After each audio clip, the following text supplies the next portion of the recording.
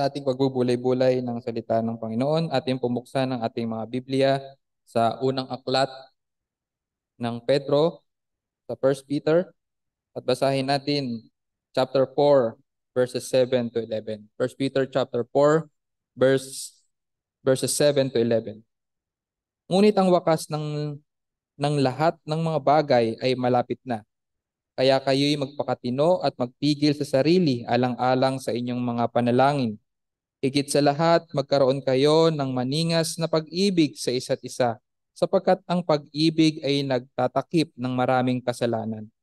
Maging mapagpatuloy kayo sa isa't isa ng walang bulong-bulungan, ngunit kung paanong ang bawat isa ay tumanggap ng kaloob, ipaglingkod ito sa isa't isa bilang mabubuting katiwala ng masaganang biyaya ng Diyos. Sino mang nagsasalita ay gawin iyon ng tulad sa nagsasalita ng mga aral ng Diyos. Sino mang naglilingkod ay tulad sa naglilingkod mula sa kalakasang ibinigay ng Diyos, upang ang Diyos ay maluwalhati sa lahat ng mga bagay sa pamamagitan ni Hesukristo. Sa Kanya ang kaluwalhatian at ang kapangyarihan magpakailanman. Amen. Last time po ay sa ating pag-aaral dito sa First Peter chapter 4 and from verses 7 to 11 ay pinag-aralan natin ang patungkol sa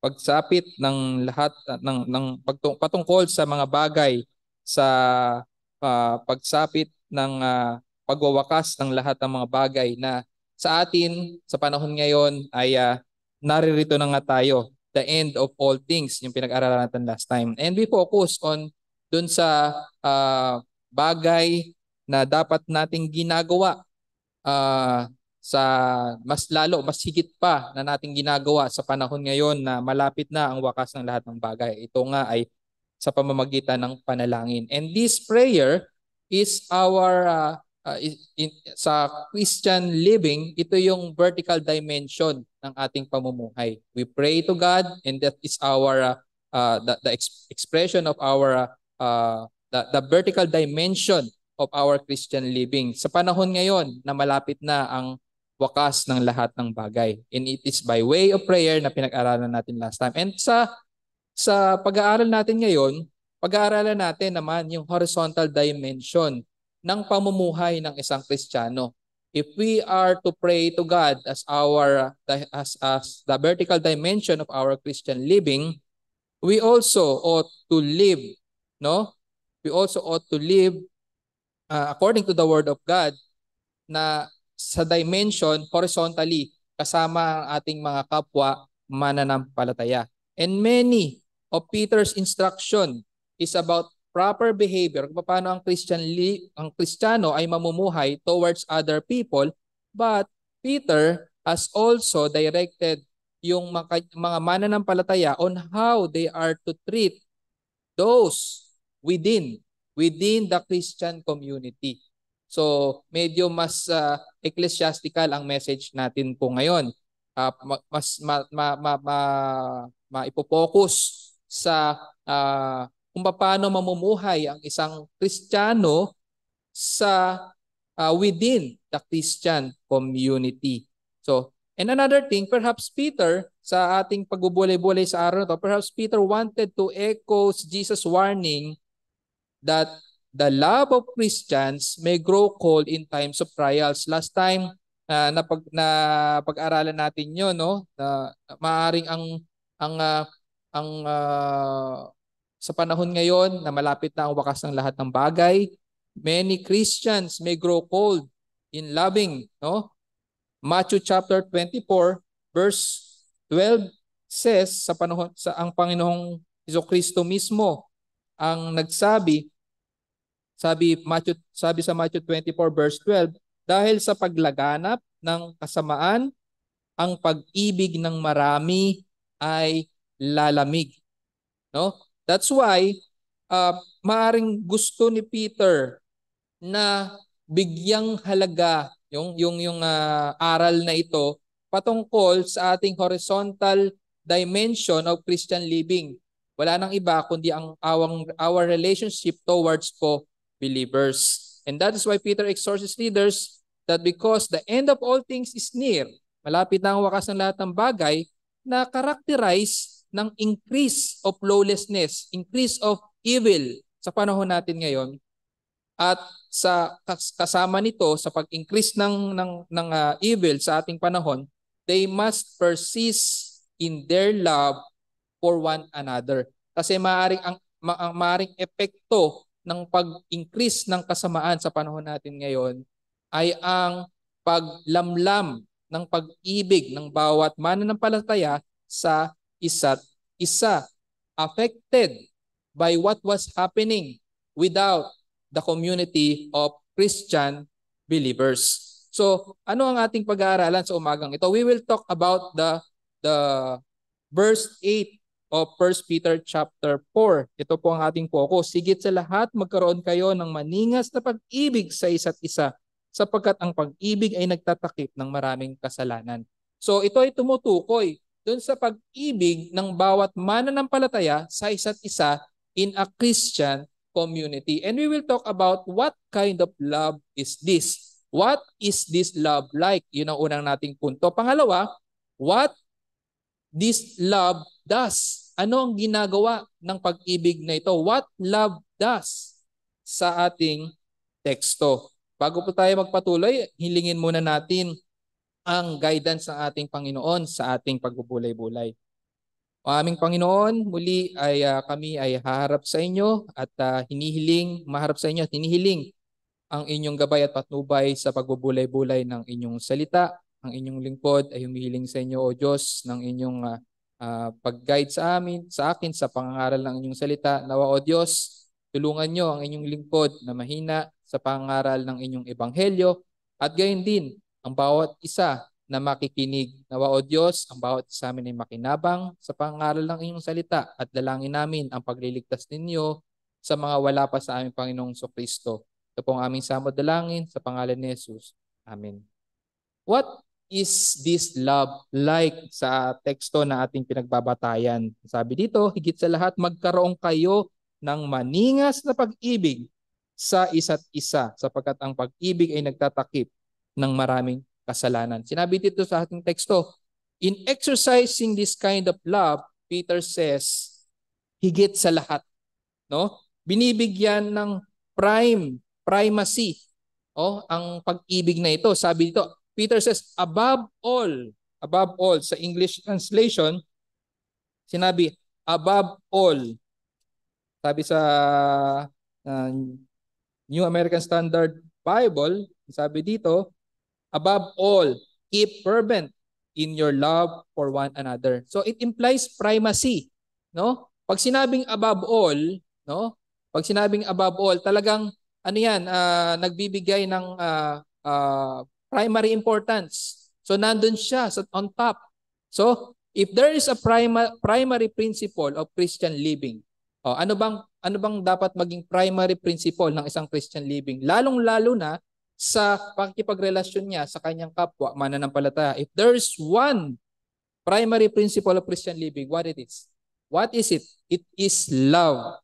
Love. And Jesus taught that love for God and love of our neighbors are the greatest commandment. Sinabi yan ng ating Panginoong Kristo sa Mark chapter 12, verse 30 to 31. Mark 12, verse 30 to 31.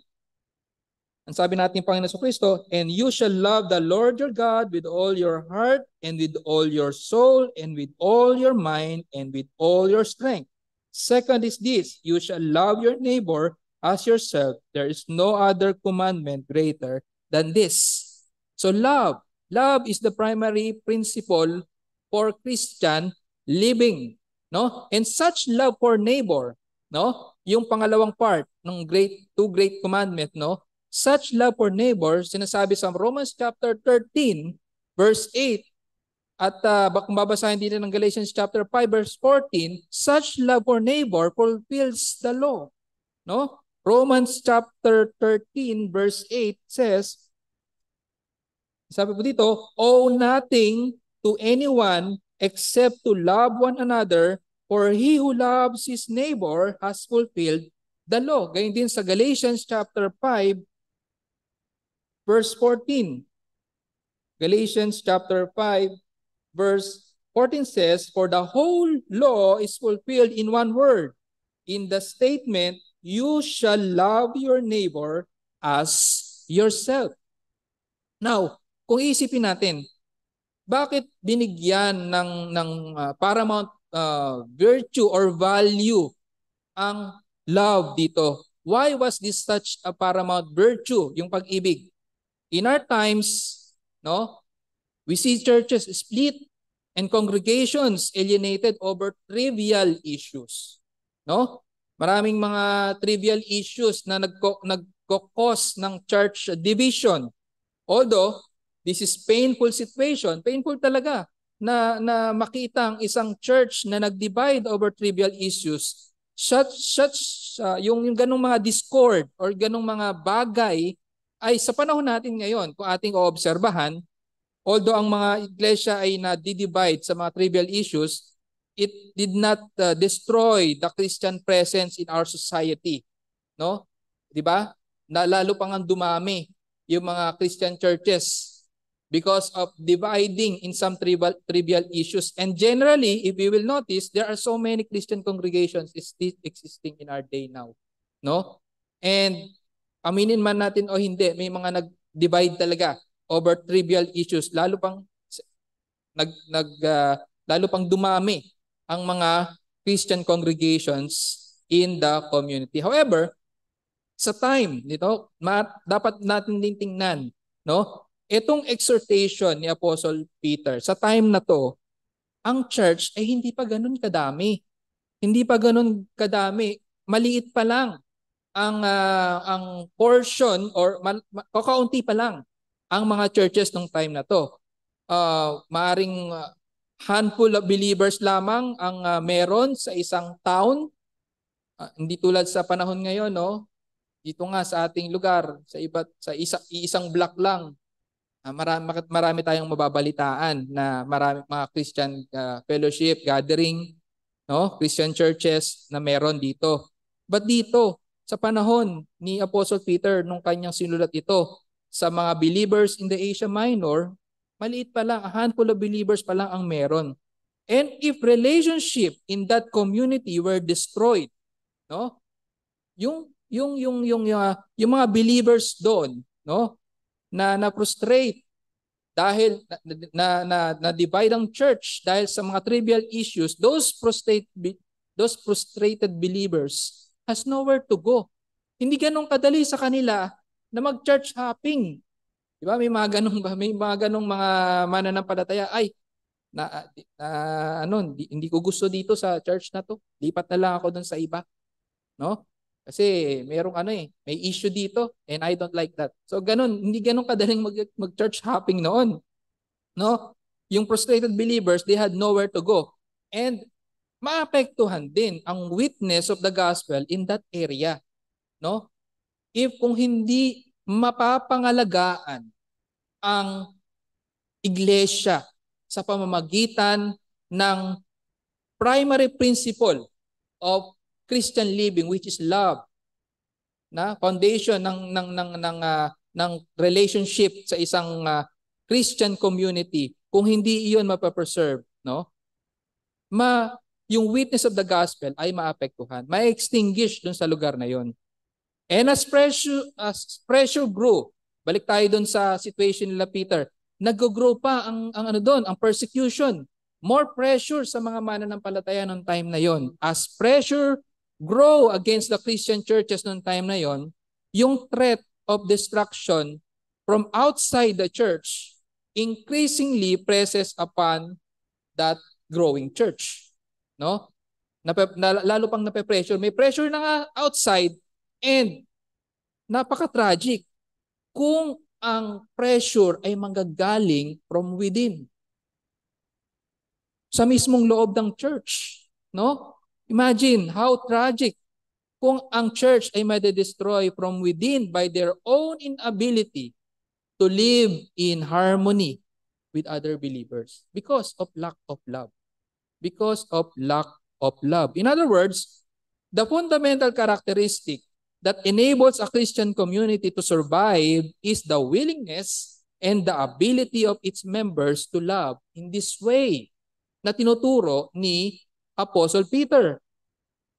The love above all, sabi dito sa ating teksto, na higit sa lahat, ang sabi dito sa verse 8, higit sa lahat magkaroon kayo ng maningas na pag-ibig. No? Such love in the church was the primary resource for preservation of the Christian community as the alternate society. Makita natin yung primacy, no? Yung primacy, yung word na above all, binibigyan ng primacy ang love within the Christian community. At pangalawa, ano pang pangalawang characteristic ng love dito? This love is earnest. This love is earnest or fervent. Sa other translation, earnest or fervent. In contrast of being cold. No? Sabi dun sa introduction natin kanina, yung turo ng ating Panginoong Jesucristo na darating ang oras na ang pag-ibig sa the love for one another will grow cold. Ito ang contrast, no? Ang exhortation sa atin is to have love, earnest love, fervent love with one another in contrast of being cold, and implies is intent that is steadfastly pursued. This love is steadfastly pursued and strong and lasting. Yung sinasabi itong earnest love, hindi ito yung bastang emotional intensity lang na ay matindi yung pag-ibig mo sa isa't isa. Well, paano papatunayan na matindi ang iyong pag-ibig sa isa't isa? No, hindi lang to emotional intensity. But in this context, this is a love that persists despite of difficulties. Difficulties, meron na nga difficulties, sabi nga natin kanina. Outside, meron ng pressure. But yung sinasabi nating difficulties, these difficulties happens inside the community of the believers, no? But because of the earnest love, no, earnest love for one another, no, this love persists despite of difficulties. There ought to be in all Christians a more fervent love, more earnest love towards one another than towards other people, no, outside the church. Ito ang isa sa mga take home natin. There ought to be in all Christian a more fervent love towards one another than towards other people outside the Christian community. And it is not for Christian not to bear, sabi dun sa First Peter chapter 2 verse 11, no? Ito yung instruction ni Peter eh. Sabi ni Peter, kaya't iwaksi ninyo ang lahat ng mga kasamaan, pandaraya, pagkukunwari, pag-iinggitan sa lahat ng paninirang puri. So, hindi lang to yung, it is not enough for Christian not to bear malice, yung sinasabi na yung pagwawaksi ng kasamaan. Hindi lang yun. No? Hindi lang sapat na iwaksi ang kasamaan within the Christian community, but they must intensely, earnestly, fervently, ang daming love each other. No? Hindi lang sapat na iwasan ang mga evils within the Christian community, but then ang kasama nun is yung pag-pursue ng fervent love with one another. Meron yung isang lyrics ng kanta, kung matatandaan niyo pa, na pag-usapan natin last time. It is not enough not to love, not to have a heart to hurt someone. No? But kung titingnan natin, sabi dun sa kanta, he doesn't have a heart to love. No? Parang wala nga siyang intensyon na sakta ng isang tao, pero wala din siyang intensyon na mahalin yung tao na yun. Pero kaiba sa ating pinag-aaralan. ang pinag-aaralan natin, hindi lamang sapat na ayaw nating sakta ng tao, ngunit ba't kinakailangan din na meron tayong intensyon na mahalin yung tao. This is the picture of showing earnest love for one another. No? Hindi lamang natin iniiwasan yung evil within the Christian community, but we are in pursuit of strong and lasting love for one another. By Peter's definition, love is not a warm passive feeling. Sabi ko nga kanina, hindi lang to basta emotion or intense emotion, but means treating others in the Christian community in such a way as to promote unity and to avoid or overcome behaviors that destroys relationship. Ako natin, ito yung ating goal dito, that we will promote unity. In love, we will promote unity and avoid or overcome behaviors that destroys relationship. How does this love actually promotes unity? Yan ang tanong sa atin ngayon. Paano ngayon tong love na to actually promotes unity and avoid discord or destruction of the church? Ito ang ating pangalawang punto ngayon. What does love do sa ating pinag-aaralan? Well, sa ating teksto, ang sabi, anong ginagawa ng pag-ibig na ito after we describe it? Higit sa lahat, magkaroon kayo ng maningas na pag-ibig sa isa't isa, sapagkat ang pag-ibig ay nagtatakip ng maraming kasalanan. And this love we are discussing today does. No? Love covers a multitude of sins. No? Well, this probably must have taken by Peter from Proverbs chapter 10 verse 12. I have said must have been taken because we are not sure na ito nga talaga yung pinagkuhanan ni Peter sa, sabi kasi sa Proverbs 10 verse 12. Proverbs 10 verse 12. Well, kung titingnan din kasi natin, ayon sa Masoretic text, hindi naman siya talaga actually parehong-pareho. Sabi sa Proverbs 10 verse 12. Ang sabi dito, Proverbs 10:12. Hatred stirs up strife, but love covers all transgression. Or maaari, ang nasa isip ni Peter, yung sinabi sa James chapter 5 verse 12. James chapter 5 verse 12. Ito pong sinasabi. Sabi dito, above all, my brethren, do not swear either by heaven or by earth or with others' oath, but your yes is to be yes and your no, no, so that you may not fall in judgment. James 5:20. James 5 verse 20. Rather, sabi dito, let him know that he who turns a sinner from the error of his way will save his soul from death and will cover a multitude of sin. And this is what love does, no? Covers a multitude of sin. What does it mean that love covers sins, no? Sa ating binasa, sabi sa Proverbs 10 verse 12, no? Makita natin yung antithetic parallelism, no? Yung hatred stirring up dissensions. Sabi sa Proverbs 10:12, hatred stirs up strife, no? No? Hatred stirs up strife or dissensions. But dito, sinasabi dito, love covers multitudes of sin. Makita natin yung opposite ng dalawa, no? If yung hatred stir up dissension and quarrels, since hatred is the antonyms or kabaliktaran ng love, yung covering naman is kabaliktaran ng stirring up o lalo pang pinalalala. Parang ganon. Di ba? Since hatred is the antonym of love, covering and stirring up dissensions are also opposite. It is probably best understood as forbearance that does not let wrong done within the Christian community come to their fullest and most harmful expression. So, ganun ang ginagawa ng love. How does it cover?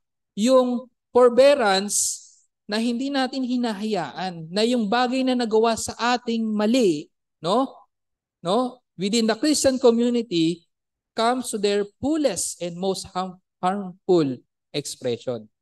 Yung mga bagay na simpleng, very petty things na narinig mo, na hindi katanggap-tanggap sa'yo, kinakailangan bang i-deal mo kaagad yon ng, uy, sister, nakaka-hurt ka naman.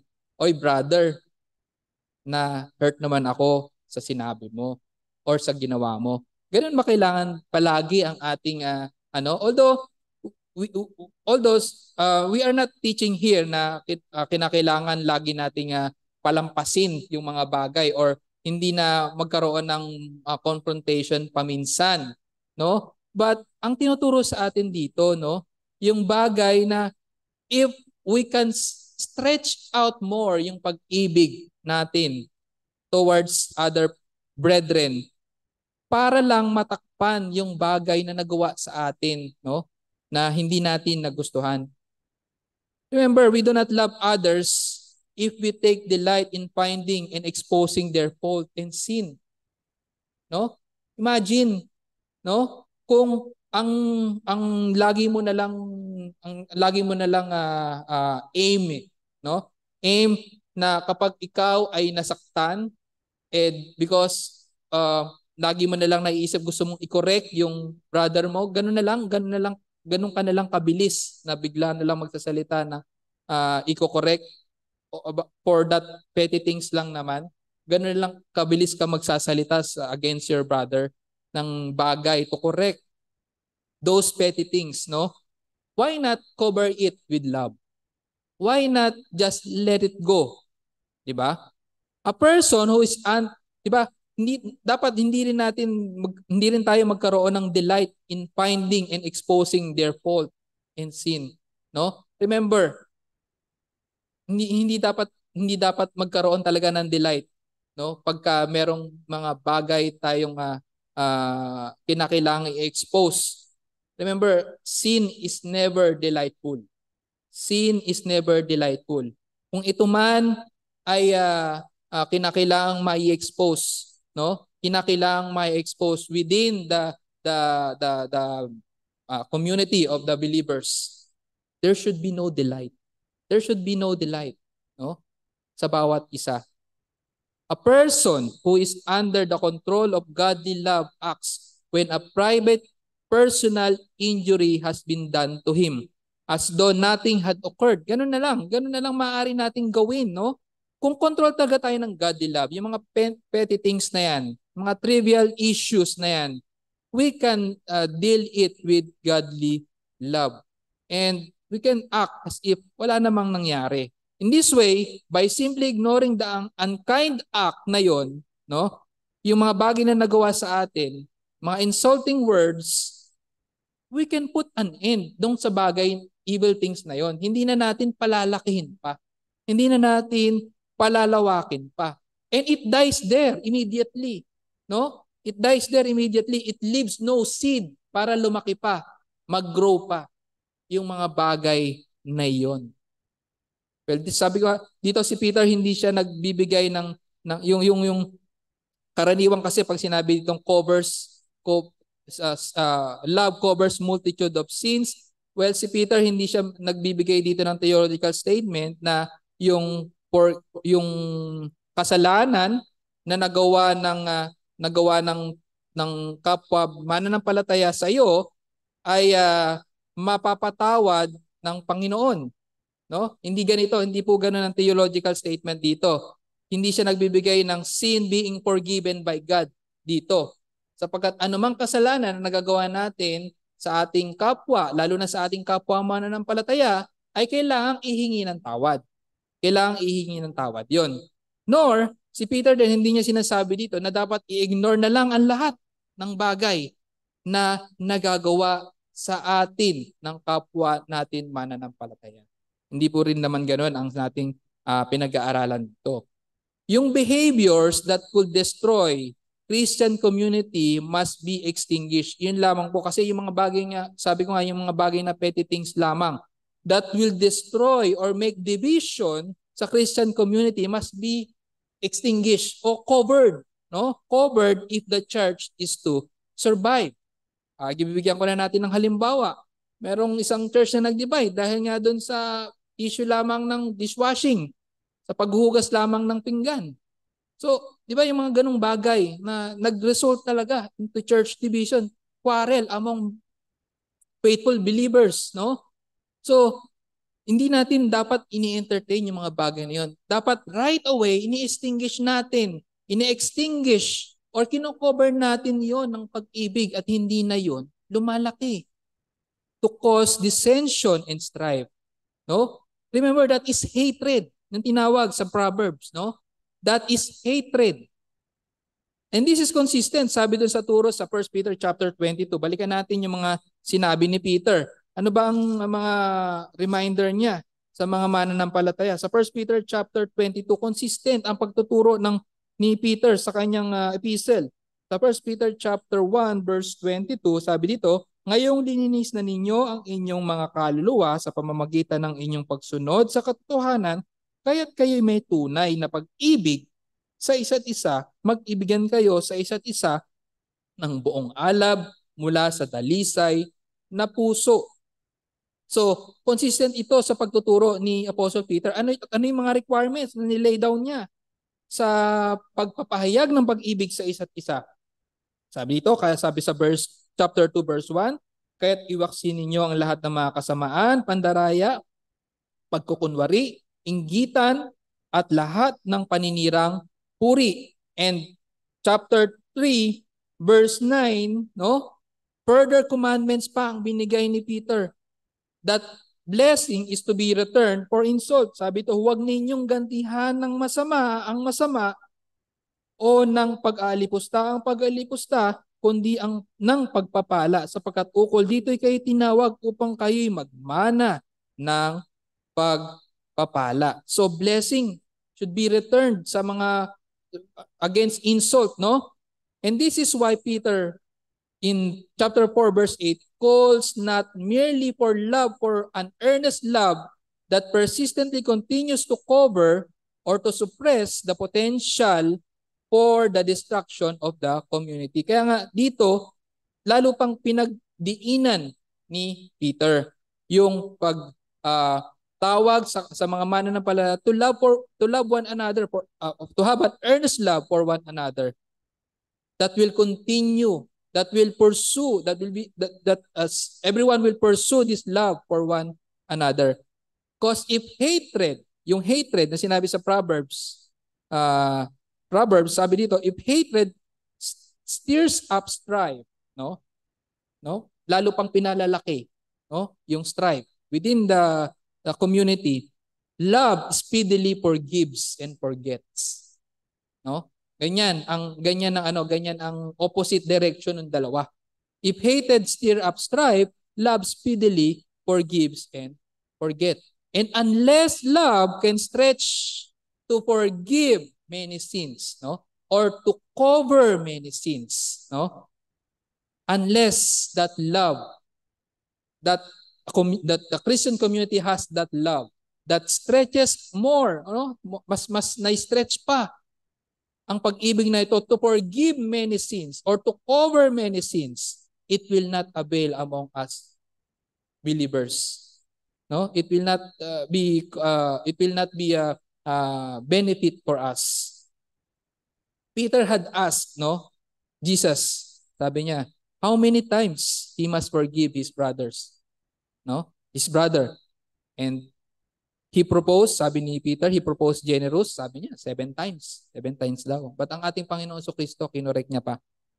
He was not impressed of 7 times sa answer. He replied, I tell you, not 7 times, but 70 times 7.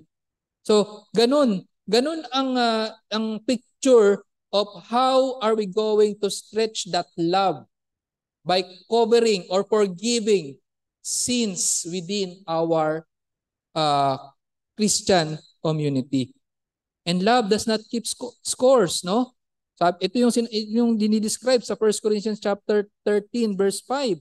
In NIV translation, it says, love covers, love does not keep records of wrong. Sa NIV translation, love that does not keep score. No? Bakit? Hindi na nahahayaan pang nagpatong-patong pa yung mga bagay na yon, sapagkat at that very moment, no, na-extinguish na, no? Yung mga bagay na yon, yung mga evil things na forgive agad, no? Love does not keep score, but grants forgiveness freely to every brothers or sister who seeks it. And it's also important to note sa ating pag-aaral, no? Sa ating pag-aaral sa binasa nating passage from verse 7, verse 8 and 9 and 10, makita natin diyan, no? Yung praises with yung nababanggit yung one another, no? Nakita natin. It is important to note that yung praises na yan indicating reciprocity, no? Reciprocity means parang nare-reciprocate yung pag-ibig na yon. Hindi yung one-sided love, no? Nakita natin, dapat makita natin that it's not a one-sided love. It is a love that is reciprocated. Sabi sa chapter 4 verse 8 to 10, higit sa lahat magkaroon kayo ng maningas na pag-ibig sa isa't isa. Sa verse 9, magpatuloy kayo sa isa't isa ng walang bulong-bulungan. Sa verse 10, kung paano ang bawat isa ay tumanggap ng kaloob, ipaglingkod ito sa isa't isa. So nakita natin yung mga word na one another, no? Yung love na ating pinag-aaralan indicates reciprocity. Hindi siya one-sided, no? Ito ay responsibility ng bawat isa sa isa't isa. And this is what love does. It covers multitudes of sin, and on the part of Christians, no, dapat we easily forgive and keep no record of wrong. And it is a picture of God's love expressed to us through His Son. No? Sabi sa John chapter 3 verse 16, very familiar tayo. For God so loved the world, so He gave to us His only Son, so that whosoever believes in Him shall not perish but have eternal life. That's how God loves us or express His love towards us. Jesus Christ is the actual testament of God's love, whose work has covered the sins of those who believe. No? Nakita natin kung paano in-express ng Diyos ang pag-ibig niya sa ating mga makasalanan sa pamamagitan ng kanyang anak, ng ating Panginoong Jesucristo, sa kanyang mga gawa na nagtabon or nag-cover ng ating mga kasalanan. It is a love that is patient. No? Sa 1 Corinthians chapter 13 verse 4, love is described as patient. No? Ang Diyos, maaari naman na right away after we sin, kinitil niya na ang buhay natin. But because of His love that is patient towards us, hindi iyon nangyari. No? Hindi nangyari na bago tayo ma-convert, na nagkasala tayo bago tayo ma-convert, kung hindi patient ang Panginoon, kung ang kanyang pag-ibig ay hindi patient, no? Maaring kinitil niya na ang buhay natin bago pa tayo manampalataya or bago pa tayo magsisi. But because God's love is patient, hindi nangyari iyon. At ang pag-ibig ng Diyos, He demonstrated His love through His Son for us while we were still sinners. No? Napakadami nating pagkakasala sa Diyos. But He demonstrated His love towards us nung makasalanan pa tayo.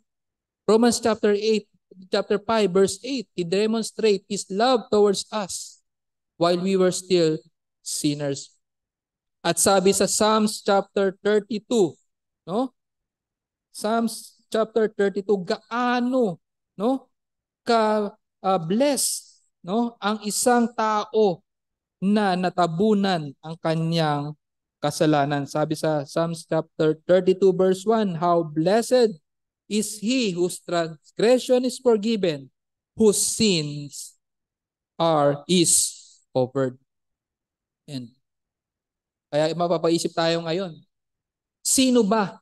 Sino ba sa atin ang hindi kinakailangan ng pag-ibig that covers multitudes of sins? Sino sa atin ang hindi kailangan ng pag-ibig na katulad nun? No? Wala.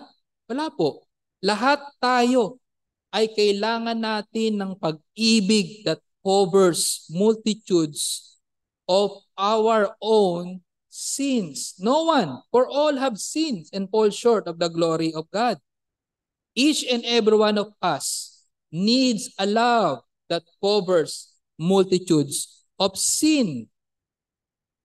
At nangyari yan sa atin sa pamamagitan ng ating Panginoong Hesukristo, sa kanyang gawa, sa kanyang dugo na nabuhos sa krus ng Kalbaryo na nag-cover sa ating mga kasalanan.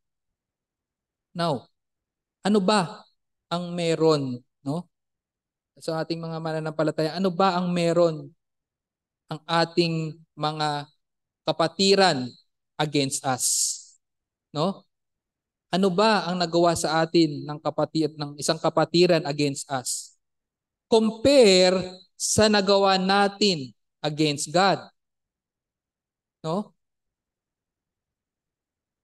How can we hesitate to blot out or cover yung nagawa na sa atin ng ating kapwa mananampalataya compare sa nagawa natin sa Diyos?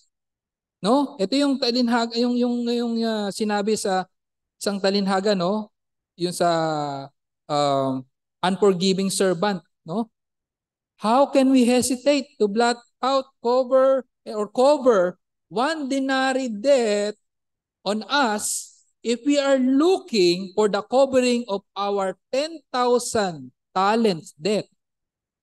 Nakita ba natin yung difference noon? Kung titingnan natin, ang sabi doon sa na search ko is kung ating babayaran daw sa panahon ngayon ang 1 denary, no? 1 denary debt or 1 talent. 1 talent, no?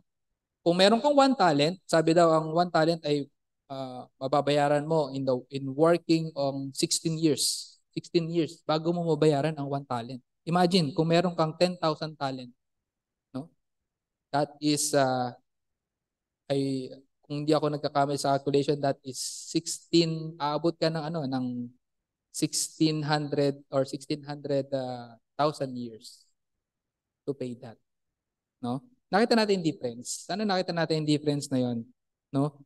Yung bagay na hinihingi sa atin to cover a 1 denary na pagkakautang sa atin or bagay na nagawa sa atin, compare sa nagawa natin sa Diyos, na handa siyang i-cover iyon sa pamamagitan ng kanyang bugtong na anak. Now, let us put on the Lord Jesus Christ in His spirit of forbearing, impartial, sacrificing love towards us. No?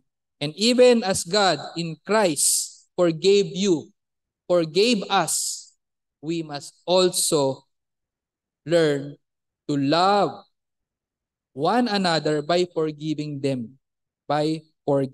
Colossians chapter 3 verse 13 says, no, kung ang Panginoon ay pinatawad tayo din naman dapat tayo ay matutong magpatawad. Sabi sa Colossians chapter 3 verse 13, bearing with one another and forgiving each other, whoever has a complaint against anyone, just as the Lord forgave you, so also should you. So nakita natin yung love na yon, love that is forgiving. And na-exemplify yan or na i-display sa atin yan sa pamamagitan ng love na pinaranas sa atin ng Diyos, no? How divine, that divine love towards us, a divine love from God na iniloob niya na ibigay ang kanyang bugtong na anak para sa kaligtasan or pagtatabon ng kasalanan ng mga tao ng Panginoon. Ng mga application natin sa ating pag-aaral sa umagang ito. We are living in the last day, no? Ito ang natin yung pinaka front ng ating pinag-aaralan sa verse 7 ng ating simulang basahin. We are living in the last days wherein the love of many will grow cold. Totoo yan sa sinabi ng ating Panginoong Kristo. But we are called to love earnestly within the Christian community. You know, by nature, we are not good to it. We are not good to this, no? Expressing love towards one another. We are not good to this. Kaya nga kailangan natin yung exhortation na to. Basahin natin muli ang 1 Peter chapter 4, napakarami. Ang parte ng exhortation ni Apostle Peter in expressing love towards one another. And that love is earnest love. And remember that the contrast of love in Proverbs chapter 10 verse 12 is hatred. No, if we are not pursuing in the pursuit of love, no? If we are not in the pursuit of loving our brethren, ano ibig sabihin nun? We are hating them. Walang neutral ground. If we are not in the pursuit of loving our brethren, no, we are hating them. That's the parallelism or the contrast na sinabi sa Proverbs chapter 10 verse 12. And honestly, aminin naman natin noon hindi, because of our sinful tendencies, if we will try to look around, no, we will see a lot of imperfections, no, among our brethren that will frustrate us.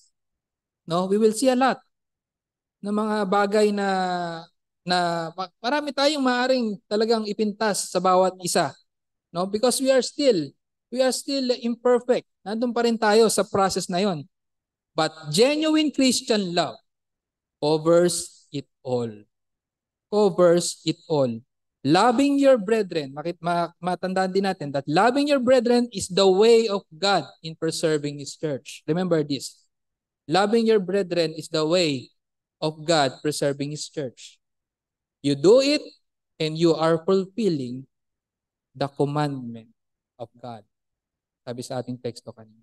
Para sa ating mga kaibigan na wala pa sa ating Panginoong Kristo, do you want to become a part of a community who love one another earnestly? Kaibigan, who's got your back even when you still have some unsanctified ways? Gusto mo bang maranasan yon, kaibigan?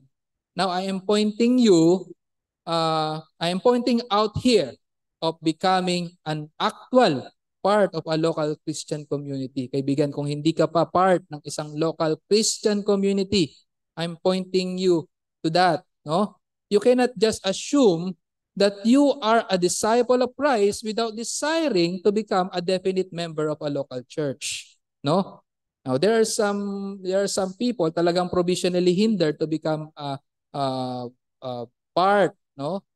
Na may provisionally hindered to become a part of Christian local church, pero may desire, no? Pero kung ikaw professing Christian pero wala ka namang desire to become a part of a definite Christian member of a local church who has this na pinag-aaralan natin, who is earnestly expressing love for one another, kung wala kang desire to be a part of that community, parang may mali. Parang may hindi siya consistent sa iyong profession. No, John chapter 13 verse 35 says, sabi sa John chapter 13 verse 35, ang sabi dito,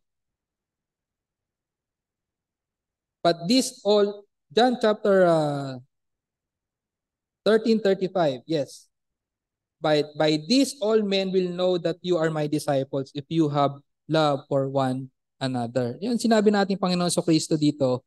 Um, Sinabi niya dito, loving one another in the context of a local church. No?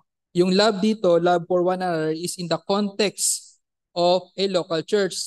Is assumption yun na merong identity, assume identity yon ng disipulo ng ating Panginoong Kristo. Now, kung hindi ka part ng local church, paano masasabi, no, na ikaw ay nag-exemplify ng ganitong pag-ibig?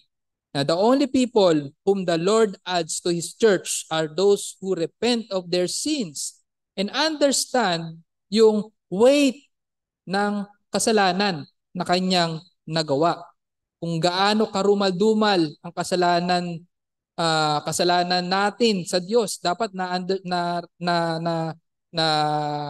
understand natin 'yon or naunawaan natin 'yon.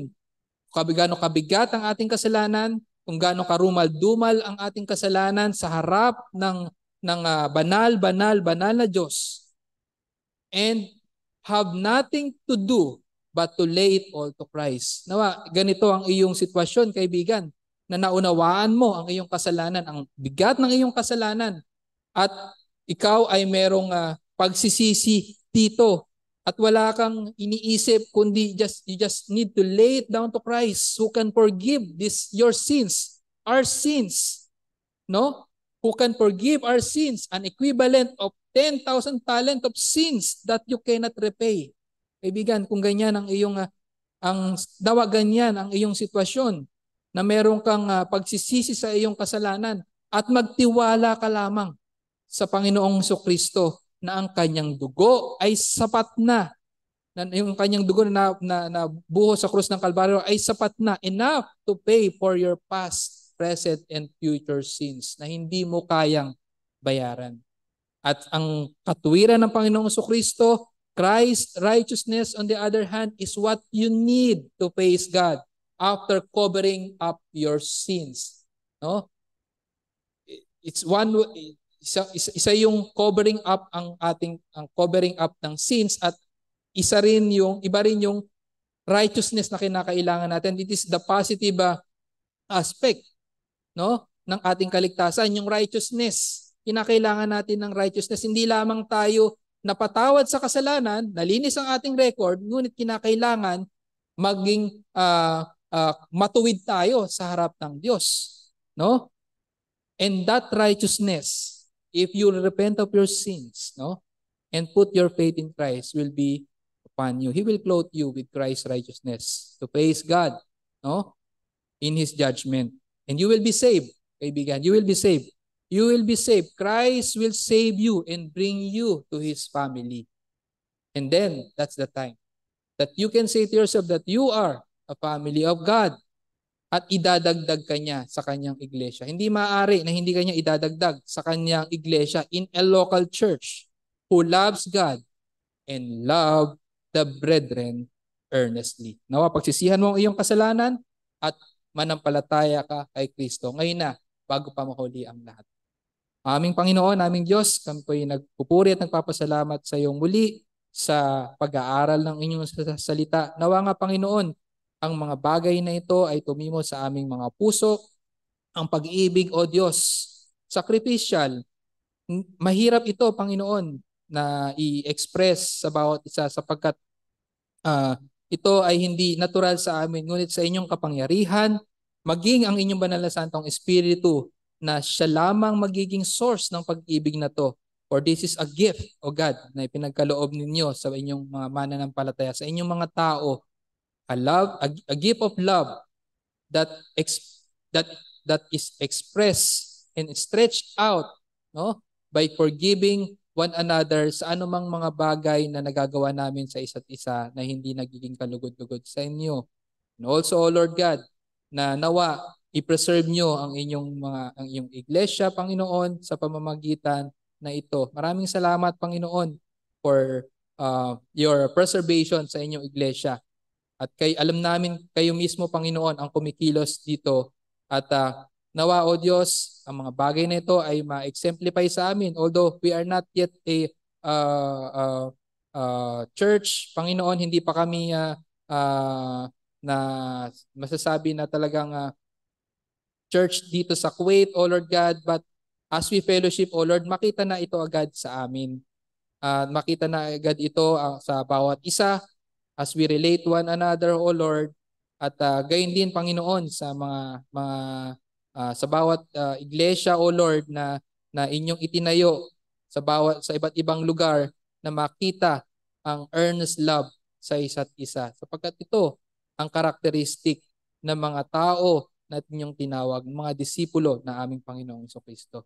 Maraming salamat po, O Diyos. Muli, maraming salamat sa mga aral na iyong aming natutunan sa umagang ito. At nawa Panginoon, magligtas kayo sa mga tao na wala pa sa aming Panginoong Jesucristo, upang maging sila man ay makaranas ng ganitong pag-ibig within the bounds of your church, O Lord God. Maraming salamat po. Ito po ang aming samot dalangin sa pangalan ni Jesus. Amen.